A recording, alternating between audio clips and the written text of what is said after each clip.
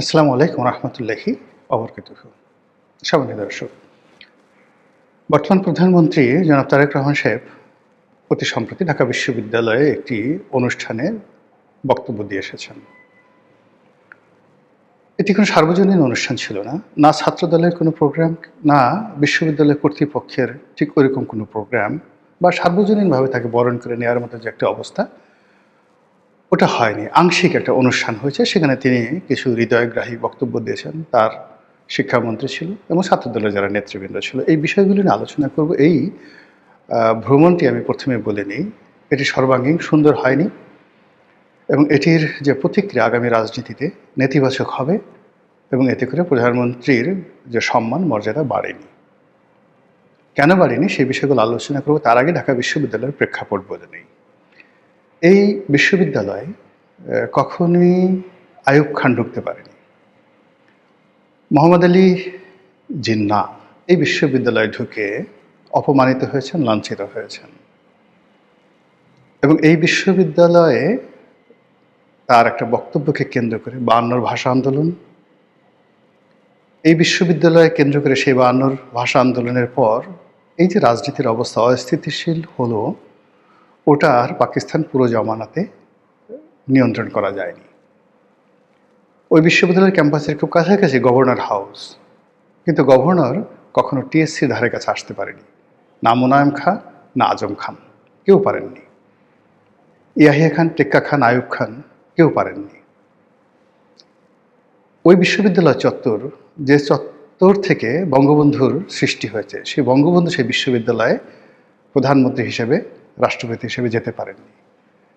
Programme ছিল 15ই August তারিখে তাকে ঢাকা বিশ্ববিদ্যালয়ে বরণ করে নেবে। তিনি ছিলেন সেই দিন পৃথিবীর সবচেয়ে হ্যাপিয়েস্ট ম্যান। যে বিশ্ববিদ্যালয়ের শিক্ষকরা তাকে গালাগাল করত, যদিও তিনি ওই বিশ্ববিদ্যালয় থেকে আইনি ডিগ্রি নিয়েছিলেন, ওই বিশ্ববিদ্যালয়ের ছাত্র, বিশ্ববিদ্যালয়ের আন্দোলনের অগ্রদূত ছিল, কিন্তু বিশ্ববিদ্যালয়ের যারা জ্ঞানীগুণী পণ্ডিত ছিলেন তারা বলতেন যে এ লেখাপড়া জানে না, অশিক্ষিত, মূর্খ। প্রকাশ্যে এই সমস্ত কথা প্রফেসর আহমেদ শরীফ থেকে শুরু করে অন্যান্য যারা আছেন তারা বলতেন। এটি তার আতে ঘা লাগতো। ফলে তিনি ওই বিশ্ববিদ্যালয়ে সম্মানিত হতে চাচ্ছিলেন এবং সেই ডেট 1975 সনের 15ই আগস্ট ছিল, কিন্তু তিনি সেটা আর ধারণ করতে পারেন নাই। তো যেটা বলছিলাম যে এর ফলে কি হলো, যে জিয়াউর রহমান সাহেব আসবেন। জিয়াউর রহমান সাহেব ওই বিশ্ববিদ্যালয়ে যাওয়ার চেষ্টা করলেন, গেলেন এবং অপমানিত হয়েছেন, ভীষণভাবে অপমানিত হয়েছেন। এরপরে ছাত্রদল হলো, ছাত্রদলের হাতে অস্ত্র আসলো। এরপরে সেই হিজবুল বাহার নামক একটা জাহাজে করে সেই মেধাবী ছাত্রদেরকে নিয়ে তিনি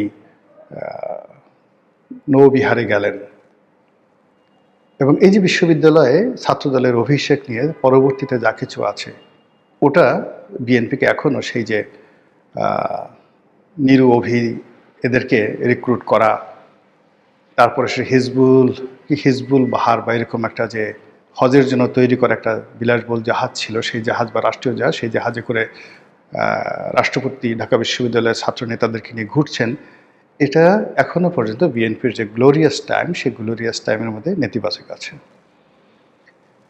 এরশাদের জমানাত এরশাদ প্রাণান্ত চেষ্টা করেছেন ওই বিশ্ববিদ্যালয়ে যাওয়ার জন্য, কিন্তু তার সৌভাগ্য হয়নি। পরবর্তীতে 91 থেকে যে দল ক্ষমতা আসছে সেই দল বিশ্ববিদ্যালয় নিয়ন্ত্রণ করেছে, কিন্তু কোনো প্রধানমন্ত্রীকে ওই বিশ্ববিদ্যালয়ের চত্বর আপন করে নেয়নি। শান্তিপূর্ণভাবে সেই প্রধানমন্ত্রী সেখানে যাবেন এরকম পরিস্থিতি তৈরি হয়নি। কিন্তু এইবার যেটা হলো, সেখানে একটা বিরূপ পরিস্থিতিতে প্রধানমন্ত্রী গেলেন। সেখানে ডাকসু, নির্বাচিত ডাকসু, সে ডাকসু হয়তো আমন্ত্রণ পায়নি অথবা আমন্ত্রণ পাওয়ার পর তারা আসেনি। এটি এই নির্বাচনের মানে এই অনুষ্ঠানের সবচেয়ে একটা বড়, যাকে বলা হয় কালো দিক। যদি দেশের নির্বাচিত প্রধানমন্ত্রী দেশের সর্বোচ্চ বিদ্যাপীঠের নির্বাচিত নেতৃবৃন্দ তাদেরকে হজম করতে না পারেন, তাদেরকে নিরাপদ মনে করতে না পারেন, তাদেরকে পাশে বসিয়ে কথা বলতে তিনি স্বাচ্ছন্দ্য বোধ না করেন, তাহলে এটা কিসের গণতন্ত্র? যে মামদানি, জোহরান মামদানি, নিউ ইয়র্কের মেয়র, অকথ্য ভাষায় ট্রাম্পকে গালাগালি করল। আবার সময়ের প্রয়োজনে হোয়াইট হাউসে ট্রাম্প এবং মামদানি হাতে হাত ধরে তারা বসলো, কথা বলল। এটাই কালচার। এখন যারা ডাকসুতে আছেন অনেকের ব্যাপারে অনেক আপত্তি আছে, অনেকের ব্যাপারে অনেক ট্রল আছে, কিন্তু একথা সত্য যে ঢাকা বিশ্ববিদ্যালয়ের একটা, যাকে বলা হয় নির্বাচন, ঢাকা বিশ্ববিদ্যালয়ের ইতিহাসের সবচাইতে আলোড়ন সৃষ্টিকারী একটি নির্বাচন। সেই নির্বাচনে যারা বিজয়ী হলেন তারা প্রধানমন্ত্রীর অনুষ্ঠানে নেই।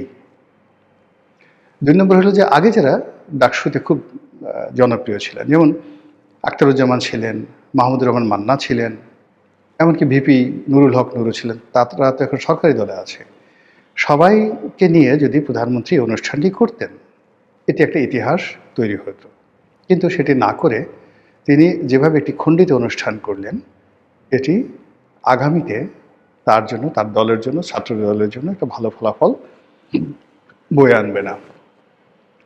দ্বিতীয়ত হলো, যেখানে ক্লেম করা হচ্ছে যে তিনি ঢাকা বিশ্ববিদ্যালয়ের ছাত্র ছিলেন, কিন্তু তিনি ঢাকা বিশ্ববিদ্যালয়ে ভর্তি হয়েছিলেন ভর্তি পরীক্ষা না দিয়ে।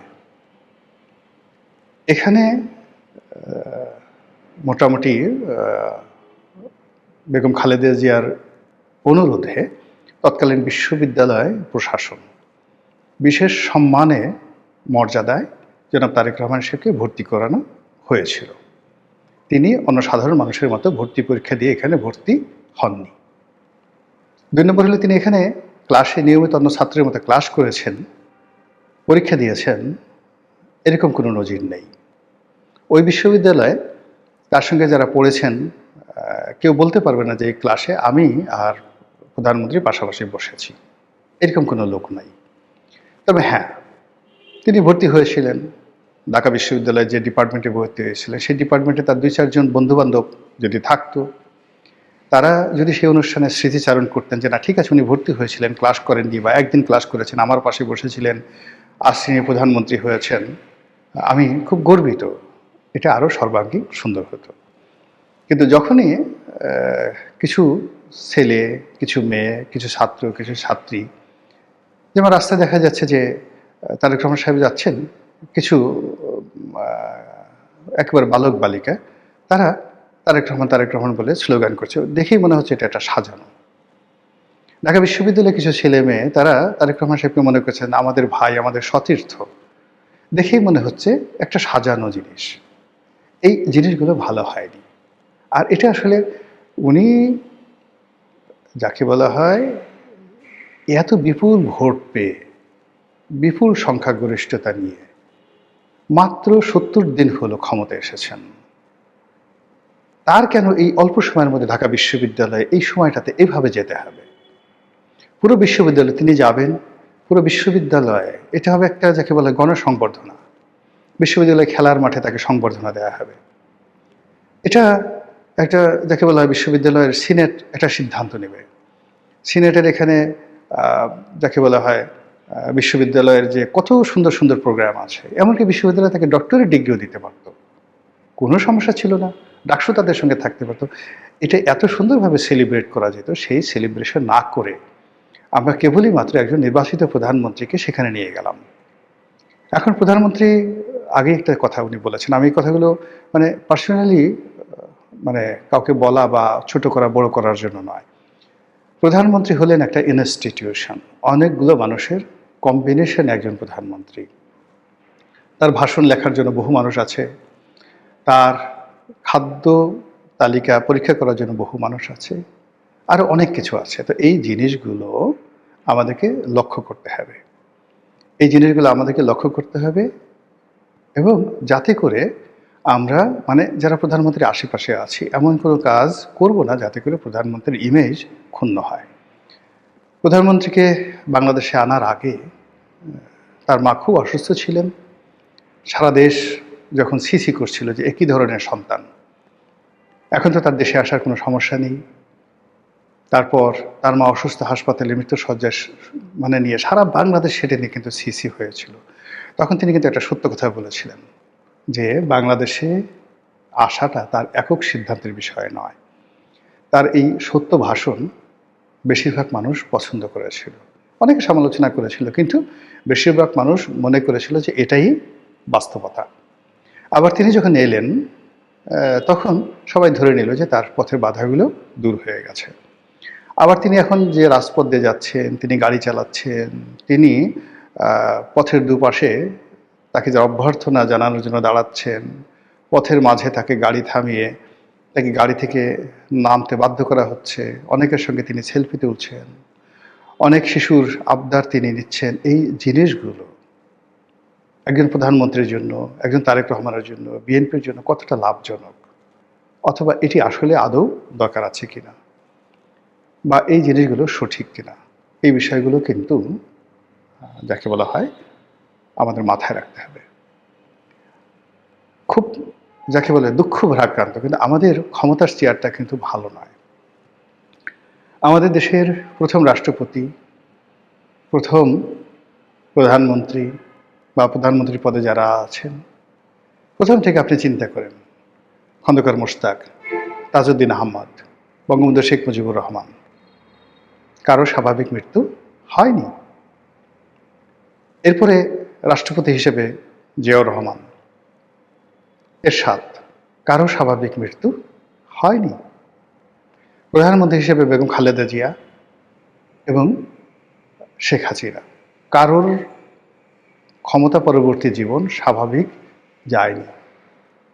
এত কষ্ট, এত অপমান, এত লাঞ্ছনা, এত গঞ্জনা এই প্রধানমন্ত্রীদেরকে এখন খালেদা জিয়াকে শেষ পর্যন্ত তাকে ভোগ করতে হয়েছে, আর শেখ হাসিনাকে এখন করতে হচ্ছে। কাজী মাত্র 70 দিনের প্রধানমন্ত্রী, তার জীবন যে একেবারে সম্রাট আকবরের মতো হবে, তার জীবন যে আওরঙ্গজেবের মতো হবে, এটা সম্ভব। তার জন্য নবরত্ন লাগবে, জ্ঞানী গুণী লোক লাগবে, প্রধানমন্ত্রীকে বারণ করার মতো গার্ডস আলা লোক লাগবে, যে ইউ ক্যানট ডু ইট, আপনি কাজ করতে পারেন না। জাস্ট আপনি ধরেন বেগম জিয়া, বেগম জিয়ার কয়েকজন লোক ছিলেন, যেমন সাইফুর রহমান সাহেব ছিলেন। আমি ব্যক্তিগতভাবে সাইফুর রহমানের একটা কথা বলবো। আর একটা হলো কামাল সিদ্দিকী সাহেব ছিলেন। তো কামাল সিদ্দিকী সাহেব তার চিফ সেক্রেটারি ছিলেন। গাড়িতে বেগম খালেদা জিয়া যখন যেতেন, তার পাশে কেউ বসতেন, বেগম জিয়ার অত্যন্ত প্রিয়জন। তিনি একদিন প্রকাশ্যে বললেন যে, ম্যাডাম, আপনাকে একটা কথা বলি, আপনি রাষ্ট্রের প্রধানমন্ত্রী, কামাল সিদ্দিকী এখনো জীবিত আছেন, আপনি পাশে যাকে বসিয়ে নিয়ে যাতায়াত করেন, এটা দেখতে ভালো লাগে না, লোকজন মন্দ বলে। এরপর থেকে সেই লোকটিকে আর তার গাড়িতে উঠতে দেওয়া হয়নি। এই কারণে বেগম জিয়া এত বড় হয়েছেন। সাইফুর রহমানের কথা বলি, সাইফুর রহমানের আন্ডার একটা প্রতিমন্ত্রী ছিল, অনেক দিন হয়ে গেছে, সাইফুর রহমান জানেও না। তো একদিন লিফট দিয়ে নামতেছে, নামার পরে সেই ভদ্রলোক, শাহ আবুল হোসেন বোধহয় নাম, সে তাকে সালাম দিল, সাইফুর রহমান সাহেবকে সালাম দিল। দেওয়ার পর সে বললো যে, স্যার, বলে তুমি কে? বলে আমি তো এমপি, অমুক এলাকার এমপি। ও ভালো ভালো ভালো, তা কী করতেছে এখন? বলে, স্যার, আমাকে তো মন্ত্রী বানানো হয়েছে। তো বলে, আরও ভালো, আরও ভালো, তো কোন মন্ত্রণালয়ে আসো? তো বলে, স্যার, আমি আপনার মন্ত্রণালয়ে আছি। তখন সে বলে, খালেদা জিয়ার যে কী হয়েছে আল্লাহই জানে। এই ছিলেন সাইফুর রহমান। এখন বলেন তো, এই যে সাইফুর রহমান যে সত্য কথা বলতেন, বেগম জিয়ার কাছে কি তার গুরুত্ব কম ছিল? তারেক রহমান সাহেবকে তো তিনি প্রকাশ্য ওই সময়টাতে অনেক কথা বলেছেন যে, যাও তুমি আর তোমার মাই চালাও এই রাষ্ট্র, আমাদের দরকার নেই, আমাদেরকে বাদ দাও। কিন্তু সাইফুর রহমানকে বাদ গেছেন? তিনি তার আপন যোগ্যতা বলে, কর্তৃত্ব বলে তিনি সেখানে ছিলেন। একইভাবে ব্যারিস্টার আব্দুল সালাম তালুকদার, বলেন তো কয়জনকে তালাক মানে মানে দাবিদারি করেছেন? তো সেই দিক থেকে বিএনপিতে, আওয়ামী লীগে বহু লোক ছিল যারা প্রধানমন্ত্রীকে মুখের উপর কথা বলতেন। দেখেন, এই যে এখন জাহাঙ্গীর কবির নানক, অনেকে নানক সাহেবের বিরুদ্ধে নেতিবাচক কথা বলতে পারে। আপনি মানে মানে আমি নিজের সাক্ষী। এই যে দিয়ে 2000 মানে কি বলবো, প্রথম কোটা বিরোধী আন্দোলন হলো, এটা সেই 2012 সনের দিকে শাহবাগ ব্লক করে রাখলো জাহাঙ্গীর কবির নানক। আমরা তখন মিটিংয়ে ছিলাম প্রধানমন্ত্রীর সঙ্গে, শেখ হাসিনার সঙ্গে। তিনি সেখানে ঢুকলেন, রেগে মেগে অস্থির। গিয়ে তিনি সরাসরি বললেন যে আপা এইভাবে চলতে পারে না, পুরো শাহবাগ বন্ধ হয়ে রয়েছে, এই ঘটনা এই ঘটনা। তো শেখ হাসিনা তাকিয়ে রইলেন, কি হয়েছে? তো বলে যে এরকমভাবে কোটা বিরোধী আন্দোলন হচ্ছে 2012 সালে। তো উনি একই কথা বলেন যে এই রাজাকারের বাচ্চা কাচ্চারা এগুলো করতেছে, বাদ দাও, করুক, দেখি কি করতে পারে। তখন আমি বললাম, এসটি ইমাম সাহেব বসা, আমি বললাম যে আপা ওরা যে দাবি করতেছে সেই দাবি ন্যায্য। উনি একটু স্টপ হয়ে গেলেন, বলে কেমন ন্যায্য? তখন আমি তাকে বুঝালাম। বলে তাই নাকি? এসটি ইমামকে জিজ্ঞাসা করলেন। অর্থাৎ প্রথমে যে দাবিটা এসেছিল, আন্দোলনটা শুরু হলো যে কোটা, বিসিএস এর যে কোটা, সেই কোটাটা প্রিলিমিনারি থেকে হবে। তা আমি বললাম যে আপা রিটেন থেকে কোটা হোক সেটা আলাদা কথা, সেটা না, প্রিলিমিনারি থেকে যদি কোটা হয় তো এখানে কোনো মেধাই থাকতেছে না। এটা প্রধানমন্ত্রী জানতেন না। সঙ্গে সঙ্গে তিনি এসটি ইমামকে ধমক দিলেন এবং বললেন ওদের দাবি মেনে নাও, 1 মিনিটে সলভ। তো সেদিন যদি সেই জাহাঙ্গীর কবির নানক ওইভাবে না বলতেন, আর আমি ওখানে আমার মতো একজন ইয়াং এমপি যদি ওইভাবে প্রধানমন্ত্রীকে না বলতাম, তাহলে ইতিহাস ভিন্ন হতে পারতো। এই যে ডক্টর মোহাম্মদ ইউনূস, ডক্টর মোহাম্মদ ইউনূসকে আমি বলছি আপনি এই বিষয়টা নিষ্পত্তি করে ফেলেন না, নিষ্পত্তি করে ফেলেন। তো উনি অনেকটা ঠান্ডা হয়ে গেলেন, কেউ আমাকে সমর্থন করলো না। অন্তত 20 জন সে প্রধানমন্ত্রীর রুমে আওয়ামী লীগের যারা লোকজন ছিল, তিনি সেখানে ডক্টর মোহাম্মদ ইউনূসকে বেঈমানের বাচ্চা ঠাচ্চা সব ইত্যাদি বলে ফেললেন। একজন লোক সেদিন জাস্ট ডিপ্লোম্যাটিক হতেন, তাকে বুঝাতেন, তাহলে আজকের ইতিহাস রচিত হতো না, ভিন্ন একটা ইতিহাস। আজ বাংলাদেশ আমেরিকার খপ্পরে পড়েছে, আজ বাংলাদেশ আমেরিকার যে শৃঙ্খলের মধ্যে পড়ে গেছে, এই পরিস্থিতি সেদিন তৈরি হতো না। কাজেই আমি মনে করি যে তারেক রহমান সাহেবের একেবারে মাত্র 70 দিন, আমরা তাকে নিয়ে যে কাজগুলো করছি, যারা সমালোচনা করছি খুব বেশি সমালোচনা করছি, যারা ভয় দেখাচ্ছি বেশি ভয় দেখাচ্ছি, যারা খুব আদর করছি তাকে মহামান্য বানানোর চেষ্টা করছি। তিনি আসলে তারেক রহমান। তার বয়স 60-62 বছর, তার একটা নির্দিষ্ট লেখাপড়া আছে, তার একটা নির্দিষ্ট সফলতা আছে। তিনি ব্যবসা করার চেষ্টা করেছিলেন, লঞ্চ ব্যবসা করার চেষ্টা করেছিলেন, তার বন্ধু গিয়াসউদ্দিন আল মামুনকে নিয়ে তিনি কম্পোজিট কম্পোজিট দেওয়ার চেষ্টা করেছিলেন, ডান্ডি ডাইং দেওয়ার চেষ্টা করেছিলেন। তার মামার সাথে তার ব্যবসা ছিল সেই যে মার্শাল ডিস্টিলারিজ। এই ব্যবসাগুলো লাভজনক ছিল, তিনি সফল হয়েছিলেন না ব্যর্থ হয়েছিলেন? তিনি একজন ছাত্র ছিলেন, তিনি কেমন ছাত্র ছিলেন? এই বিষয়গুলো নিয়ে আপনি আসলে, এগুলো ইতিহাস। তো আপনি রাতারাতি যদি একজন লোককে বলেন যে এই লোক জেব বেফোস, এই লোক ইলন মার্কসের মতো, মানে যাকে বলা হয় সফল, এই মানুষ যাকে বলা হয় সেই বিশ্বের সবচেয়ে সেরা ধনী যে এখন আছেন, একসময় ছিল যেটা মাইক্রোসফটের বিল গেটস, তারেক রহমানকে যদি বলা হয় যে বিল গেটসের মতো সফল, তাহলে সবাই বলবে তাহলে ডান্ডি ডাইংয়ের খবর কি, সেখানকার লোনগুলোর খবর কি, সোনালী ব্যাংকে কত টাকা ঋণ ছিল। যে লোক একটা প্রজেক্ট চালাতে পারে না, রাষ্ট্রের ক্ষমতায় থেকে যে লোক একটা প্রজেক্ট চালাতে পারে না, সে রাষ্ট্র চালাবে কী করে? মানুষের মুখগুলো আপনি বন্ধ করবেন কীভাবে?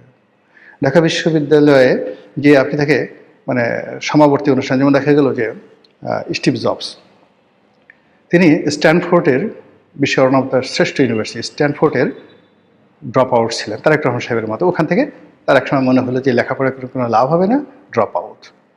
তো সেই স্ট্যানফোর্ড তাকে সেই একটা অনুষ্ঠানে, সমাবর্তী অনুষ্ঠানে থেকে চিফ গেস্ট করলো।